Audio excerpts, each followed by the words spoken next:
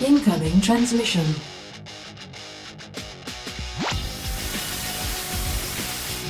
Hey people, 5 Aces here. Welcome young recruits, welcome back to the OpenRA Global League Series, part 7 I believe, where we shake OpenRA, take it by the balls, and drag it to the interrogation chamber to see if we can learn something from it. Well, this metaphor kind of falls flat on its back, but regardless, here is round number 10 I believe, versus Medium Tank, aka Logain, who is a very long-standing member of the community, and this has proved to be one of the hardest matches so far.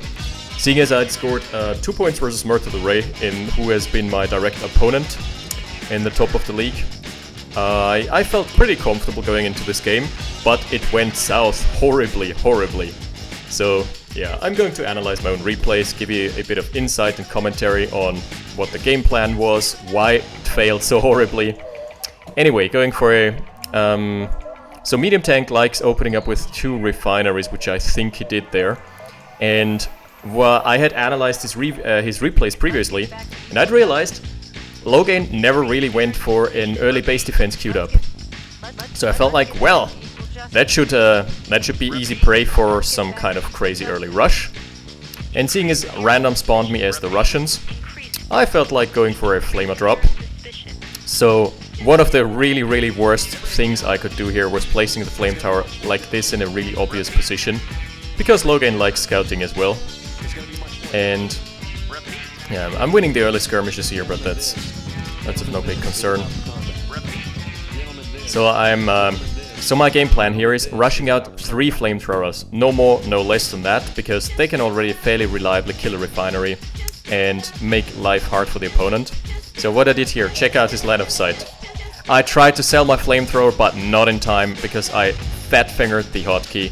So he actually got to see that I had a flame tower produced, and that just smells of one thing, that smells of burning, and it smells of flamer drop. So my APC is here, and I'm having 3 flamethrowers. I actually don't like going for 5, it's just so much of an investment that if you go for 5, you're pretty much out of the game. If it fails, it just sets you back too hard. So this time he didn't go double refinery, he went early war factory, which was really smart on his part.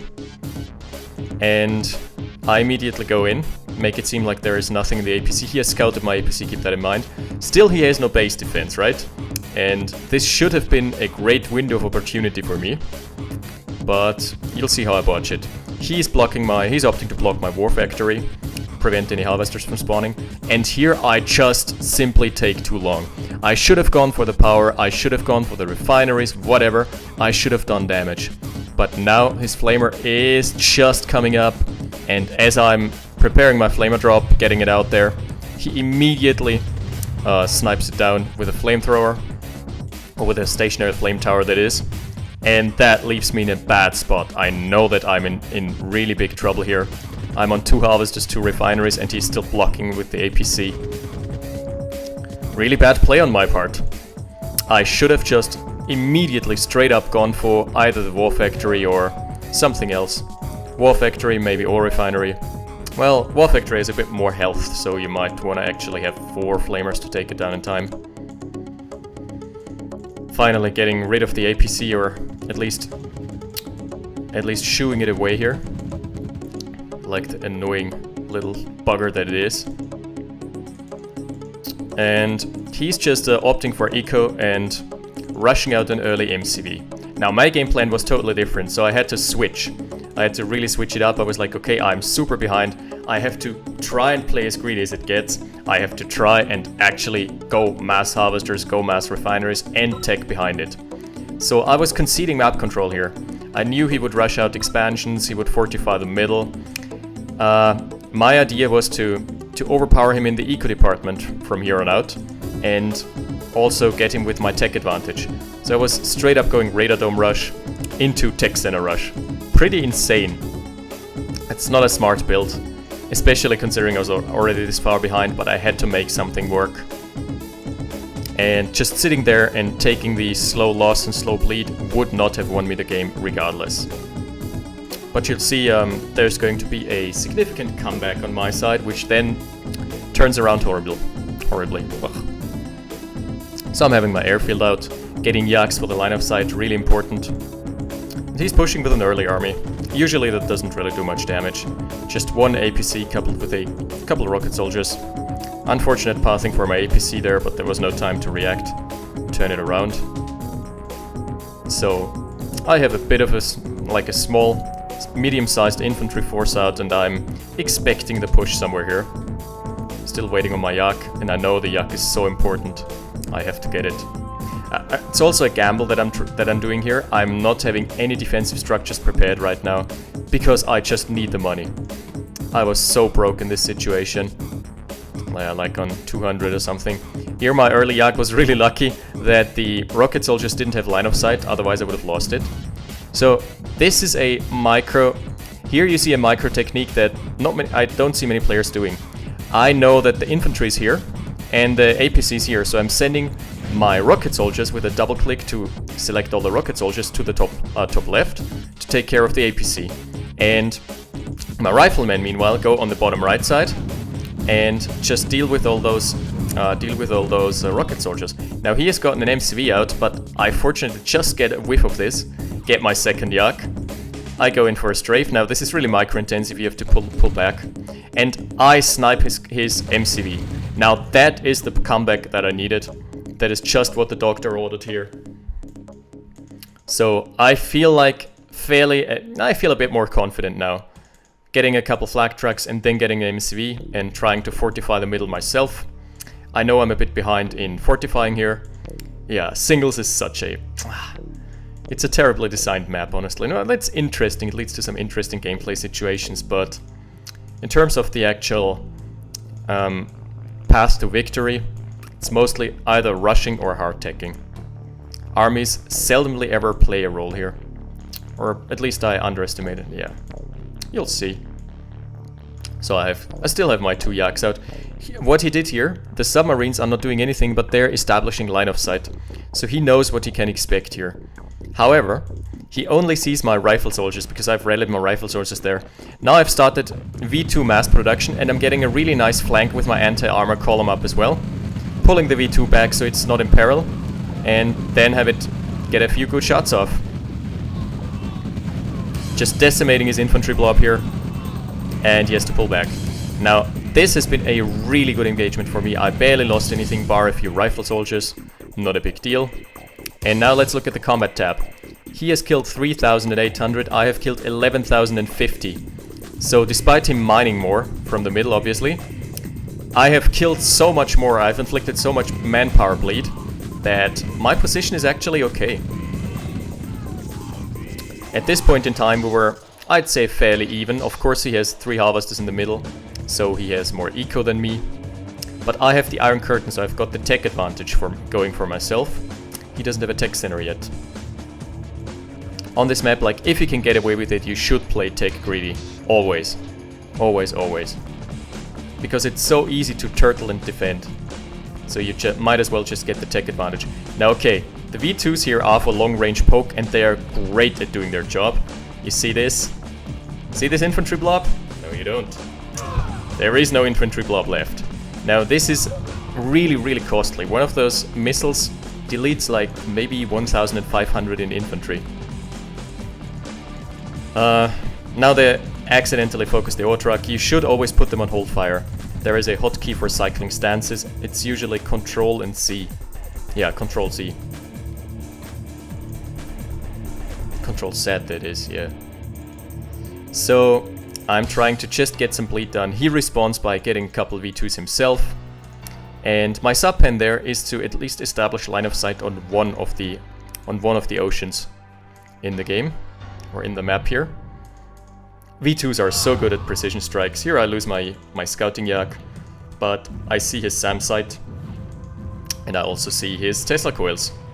So I'm pushing up a bit further. He retains his yak, that was good micro. Going a bit too far forward. Now those harvesters were making a big difference because I only had one at the time being, so his eco was just way more stable. Here I'm taking care of the SAM site. He sells off in time. He's really good at selling in time. You never want to give the cash bounty to your opponent. It's 10% of everything you kill, you get as cash bounty. On a SAM site, that's already 75 cash bounty. Now, look at those precision strikes. 3 V2s can basically burst any major important building. They can burst a barracks, they can burst a refinery, they can burst all kinds of defenses, or an advanced power plant. Most importantly, the refinery, or a radar. Now here I get really lucky. One of my V2s survives, because they were on the move. So he's trying to go for the counter snipes with his V2s. He's also trying to push his rifleman further ahead to get some line of sight advantage. And here I pop the Iron Curtain and I go in hard. At this point it's looking good for me. I'm managing to snipe his V2s, I'm managing to snipe the Yaks for the line of sight. Deny him the line of sight. So that was actually a mistake here. What I should have done, I should have gone deeper, because I realized, or I should have realized, that he has everything in the middle. He has everything he has concentrated here. There is nothing to protect the backlines. I could have snuck the flak tracks into the backlines, keep him more distracted, force him to build defenses there. That was bad micro. Instead, yeah, I could have also sniped the Yaks. Instead, that's kind of a misplay on my part here. But again, establishing line of sight and sniping his infantry. It's exactly what I want here. My V2s are just so deadly. He goes for a couple good snipes with his Yaks. I'm reinforcing with my rocket soldiers, or with my paradrop. And what he did here, that was the major turning point for me. I've also rushed a nuke, by the way, so I've got double tech advantage. I feel perfectly confident at this point in time. He's out of power because he's just placed an Iron Curtain. And he's losing more and more, so in terms of kills, it's looking really good for me. I have like a 10k kill lead on him. Right? Right? Yeah. Problem is, what he's producing right now, I think right now, is a nuke truck. And my scouting was pretty lackluster there. I managed to snipe some harvesters, deny his eco. So it's also really important to mine that field, because you want to get access in the late game. Okay, so this map is interesting. In the early game you have so much ore at your disposal, but in the late game this all gets dried up. The map really dries up and it comes down to 1, 2, 3, 4, 5, 6, 7 patches. And if you have 4 patches over your opponent's 3, you are going to outproduce him, period. There is nothing you can do at that point. Here I had a bit of a harvester jam. My boy's going on strike. I noticed in time. So yeah, I'm trying to go for the bleed again. Trying to go in with the V2s. Inflict some major bleed there. Nice shots there. Really good value. And here comes the nuke truck, and I just don't have this on the radar at this point in time. So I'm really happily poking away at those. I feel like I'm doing a good job. And he keeps the nuke truck out of my line of sight as well. I should have seen it with the submarine, but I was too busy microing my V2s. Here he goes. And he blows up the nuke just as I get my ore refinery deployed. And this kills my entire army. This was at least 10k. He killed 10k of my army with a 2.5k nuke truck. So that was such a big swing. Like, look, I have nothing left. The only thing it has done is it has opened up the middle for me. So I'm going for the Tesla coils, I'm going for base crawl there. But I know I'm in dire straits here, I need to reinforce. And he's got an army up. I get some good area denial regardless. And he's got lots of Yaks. Interestingly enough, he didn't build both his tech buildings at the same location. So he's going for a scouting run. I noticed that, and I'm immediately sending all of my available anti-air to the top side. Fortunately, I've got some SAM sites covering me there. So I haven't lost much, and he got vision of my stuff. But the army, there's a storm brewing here, and I don't have it on the radar. I just see this small blob here, and I'm like, I can deal with this. Just double Tesla coils should be enough. But he's just waiting, biding his time, and after the first strike where he got me with the nuke truck, here is strike number 2, the parabombs. He got a bit lucky there, because the parabombs could have taken pretty much any angle. They could have come from the top side, I would have scouted them. They could have come from the bottom side, I would have scouted them, but they came from all the way from the right side. I had no way of scouting this. He blows a hole in my defenses, and that's where he just goes for the A move. I went for some shockies, but it's just not enough. Overwhelming, forces overwhelming. I still got the V2 rockets. The V2 rockets are so crucial to keep alive here. They're getting some fairly good shots up, but he's too spread. Now he was really smart in going past my Iron Curtain buildings. He just didn't care about them. And he's just biding his time with the Yaks. He knows he doesn't have to go in immediately. And this is going to end very, very sour for me. He's deleting my V2 rockets with and my base defenses. So I'm completely losing all my control in the middle here. And what do I have left? I don't have access to the ore anymore. I have like 3 minutes left on the nuke timer. I'm not getting anything done here. I have to retreat with my MCV. MCV gets sniped regardless. Now all I have left are a couple Yaks. So I'm trying to make the best use out of this and thinning out the infantry. Trying to go for a couple suicide runs there. Just not working. He's still got a really, really huge standing army that I can't chunk anymore. The Tesla coil just gets blown apart within a matter of mere seconds. Yeah, I'm trying for a suicide run, didn't get it. My Tesla coil just blows the fuck up. Yeah, I'm losing harvester after harvester because I need to gain access to the ore patches, but I'm not getting it anymore. At this point, I'm so cash starved. I'm on 1 mining harvester basically. Going for a Yak strafe. Not enough. He has found my Iron Curtain with the tanks. And I have nothing to deal with the heavy tanks. Nothing at all. The infantry is slowly being whittled away. But my Iron Curtain gets denied by a Yak crush. Now they're onto my missile silo. And the Iron Curtain was like 5 seconds shy of coming out as well. So really unfortunate. The Yaks are empty, fortunately. I placed a Tesla coil, but he's got an Iron Curtain of his own. Boom, there he goes. And just like that, 1 minute and 30 left on the nuke timer. That's all she wrote. I'm also losing my tech center, have to sell out. Because I know it's going down. Goodbye. Goodbye, sweet, sweet tech. That's it for you. Maybe next game. Yeah, please come again next game, basically.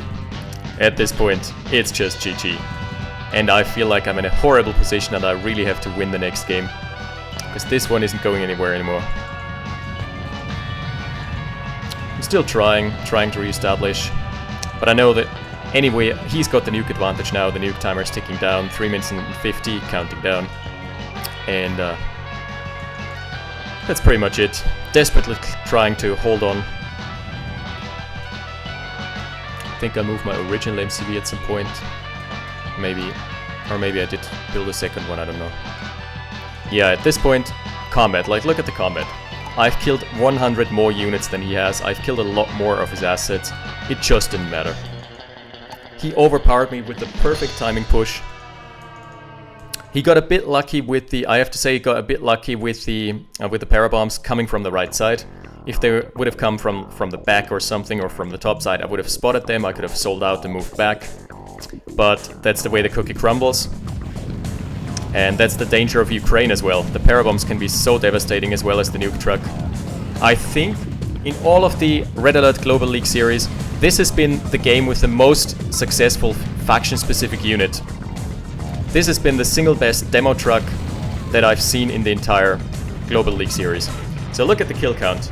199 to 285. No matter.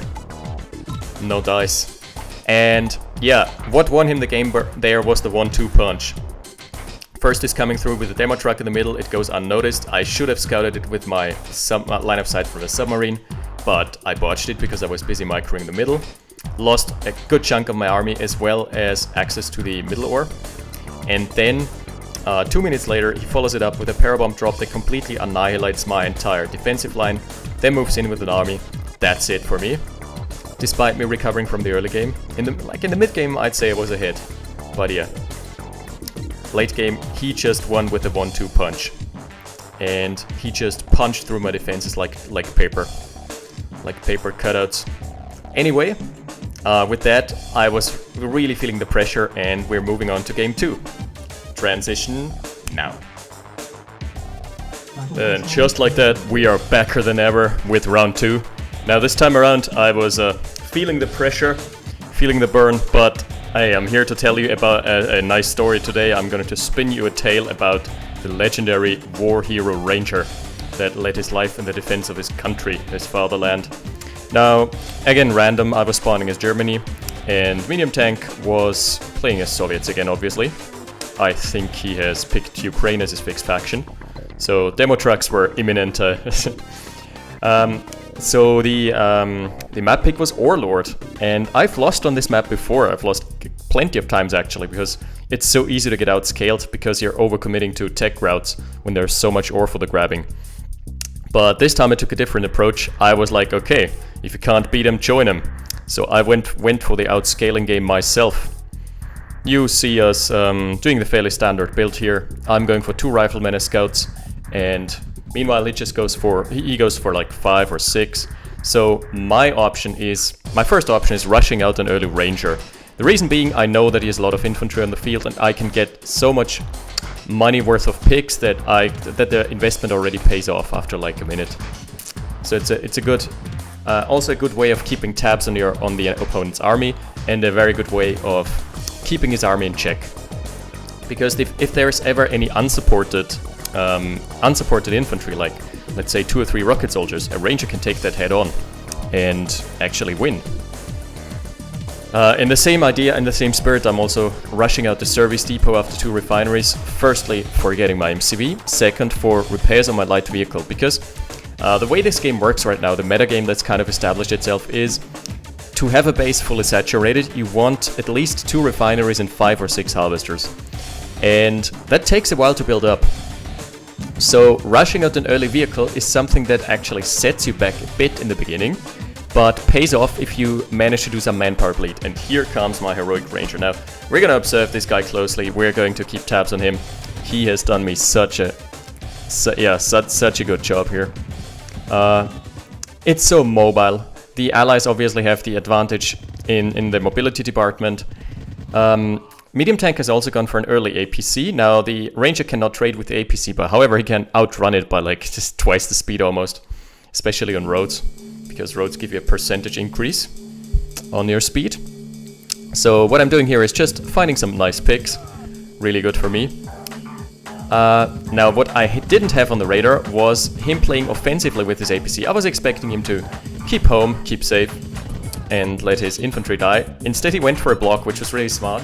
So he forced me to build a pillbox, and I had a pillbox ready, not a turret.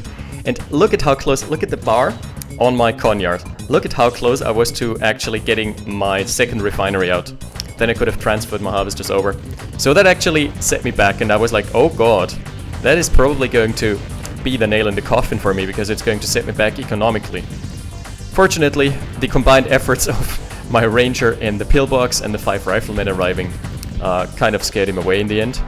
Nice unit preservation for both of us. And the reason why I had those 5 riflemen built but didn't engage in combat was because it's so easy to get crushes with an APC or just shrug off the fire and kill them with a main gun. So it's just not worth it. You're better off just hiding them away from your opponent's APCs. And one more thing the ranger does is, catching unaware infantry and giving line of sight. So the main thing with a playstyle such as medium tanks is he's always going to have an army up, and he's going to use the A move a lot. By the way, my ranger just survives on a sliver of health. Hashtag calculated. Yo. Alright, now he's going back in again. Get some nice crushes done, but nothing too major. He sees the bazookas out on my rocket soldiers, and he just pulls back. Now look at this. Both of us have our service depot up, and we are repairing our light vehicles. So, and the reason is, until you have your 5 or 6 harvesters set in fully saturated base, you are not going to build any more vehicles. So the early vehicle is really, really important to both keep alive and do damage with. So he's going for a 2 APC timing push, and I know this strategy very well. It's been used against me a couple times. I think it was initially invented from Spy, who came over from StarCraft, and it's proved to be quite effective. So up to now you only see rifles, but you see mix rocket soldiers in from now on, and those are really, really hard counters to like buildings. Okay, so I see his army move out. He doesn't necessarily see mine. So you might think, well, I have overcommitted to bazookas. Look at, I have like 8 bazookas maybe, and that's a lot of money.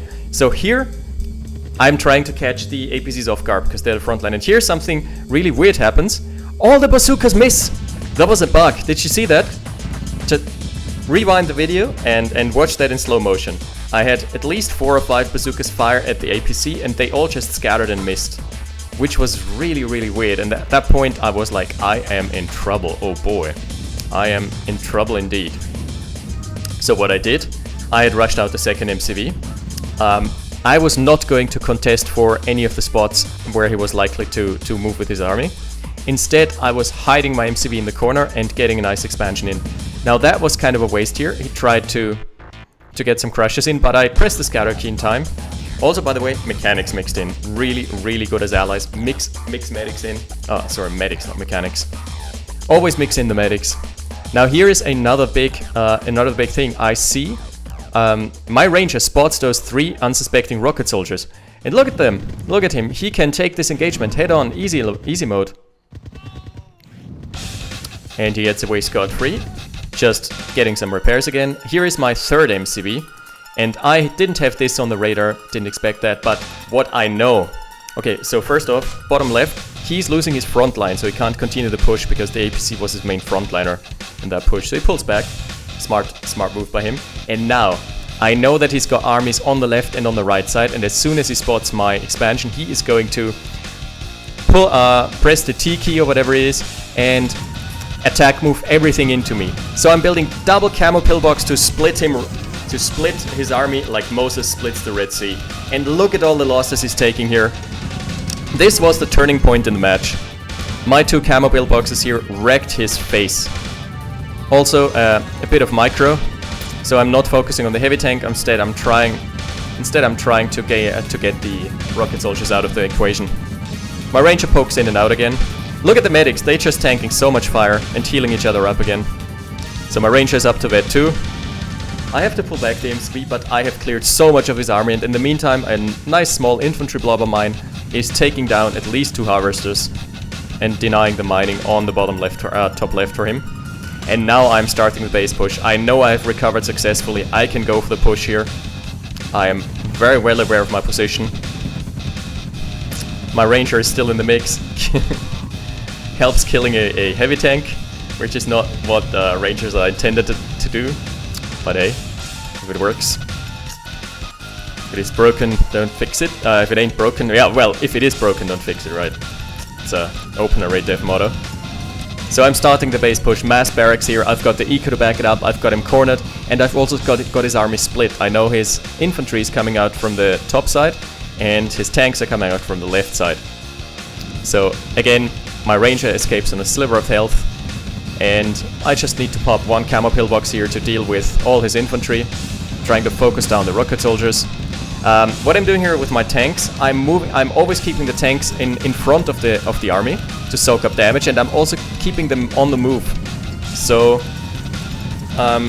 he's wasting all his rifle shots onto my tanks. He's wasting a lot of effort onto killing my tanks. In the meantime, my medics are funneling each other. Really love that. Takes so long to kill them, even with rifle soldiers. Medics are really good. And I'm starting the base push. I know I have him at this point. My vet 3 ranger is back up and repaired. I'm focusing down the Conyard. Yeah, and the camo pillboxes are just the nail in the coffin for him, because he can't deal with this anymore. Yep, so here I am. He also didn't have production for the longest time, which was kind of weird. So all I need to do here is focus down the Tesla coils. And that's it, that's all she wrote at that point. He's desperately trying to gain back some momentum, to gain back the leverage. But his War Factory falls prey to my... Ooh, that was a good crush though. His War Factory falls prey to my blob. Service Depot is up next, so he can't even rebuild anymore. He's got a nice Tesla coil there, and it has denied my mining on the top right side, but I have like 7 harvesters still going strong. And at this point, it's just a matter of cleaning up. There is nothing he can do anymore. At some point, even bringing my VII Ranger back into the fight was the war hero, the hero we all deserve, but not the one we need right now. No, it's the other way around. There he's back in action. He's trying to get some crushes with the harvesters. That's usually a desperation move. If someone is back to like 4 harvesters and you see him go for crushes with his harvesters, it's basically pulling the goalies. It's a desperation move. But yeah, he's calling GG, and there the flame tower pops at one of the last seconds of the game and kills my heroic ranger. So that's the tale of the ranger. It doesn't have a happy end, unfortunately. Well, it does sort of. I win the game, but lose the ranger. So what good is it? What's it good for? Here, just focusing the flame towers, focusing anything that can dent my tanks, which there is not much left of. And there is going to be the GG very, very shortly for him. I've got such an army out, and that's basically how you outscale. You take... So, very important, I took the safe expansion there. I didn't take the risky expansion that I could have taken. Instead, I just went for hiding my MCV in the bottom left. And the turning point of the match, like up until this point I was in the back foot. The turning point was when I split his army in half with my double camo pillboxes. And I knew he was going to press the T key to select everything and A move it onto my base. Yeah. And he didn't have any meat shields up at the time because he had wasted 2 of his APCs. So that's it. Fighting to the last man, really good. Yeah. That was a really, really hard-fought match. Like, both matches were really hard-fought. In match 1, I was struggling... Well, I was actually struggling in the early game. Had a nice comeback with the tech from the V2s. And then got blown to bits by the 1-2 punch of the demo truck and the parabombs into an army A move. In game 2, I was playing it very much on the safe side. Nothing too creative, nothing too crazy. Mostly being kept in the game by my ranger. Like you saw when it killed, well, it actually killed 3 unsuspecting rocket soldiers. And they did not take, and that's like 1k down the drain already, right? It's a really good trade. And I did not take any losses there. Yeah, and from there on, also a big moment when always try to deny your opponent's eco. So even if you're having your main army primed at whatever location, at his base or something, at the opponent's base, just leave a small detachment, lead it to a point where there's ore, but there is no base defenses. So basically usually around the ore mines. If you see one of those nice little ore mines, and lots of ore around it, there can't be any base defenses built around those because you can't build on ore. So just leave a detachment of like 3 or 4 rocket soldiers there, and try to keep, try to get your opponent's ore trucks out of the mix, because they take a lot of damage from rocket soldiers, and that's a pretty big blow to the eco. If you're down from 7 ore trucks to like 4, it's all basically half the eco. Other than that, thanks for watching. Yes, there is going to be one last episode of this season, but after the last match, Season 2 is already about to start. The Red Alert Global League is a really successful event hosted by SoScared, and the servers are being provided by Jazz. Check out SoScared's channel if you haven't yet. I have him in the description most of the time. And we do streams together, mostly on Mondays. Also a really good player. Yeah, Season 2 is going to be crazy, because in Season 1 we had basically 3 divisions, and most of the players, like half of the players, dropped out mid-season. This time we have all motivated players and we have 5 divisions. So it's going to be crazy. I'm going to be playing in the highest tier again. I'm going to play in Masters tier again. Just a minor spoiler. For Season 1, I was up until this point actually tied with Murder the Ray. So it might still go either way. I either came 2nd or 1st, who knows. We will find out next week. Thanks for watching. 5 Aces out.